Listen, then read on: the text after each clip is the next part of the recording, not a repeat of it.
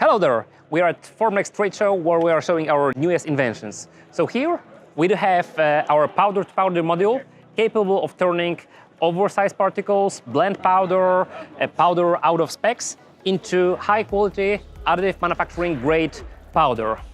That is our newest invention that is continuously capable of turning oversizes into powder that is suitable for LPBF. In here, we have the other corner where we are showcasing our full device, that is the hybrid device, divided into induction module for aluminum and copper, and for plasma module for steels and refractory materials.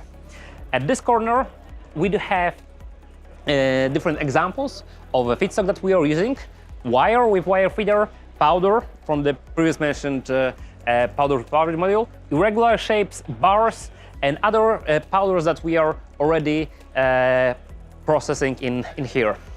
At the other side of the stand,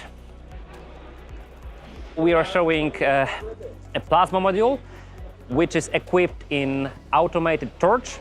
So that is torch equipped with motors that we control via this beautiful pad, and a module for casting and atomizing of rods. So we are capable of casting, continuously casting such a rod with titanium, and then atomizing it also into powder of very high sphericity quality.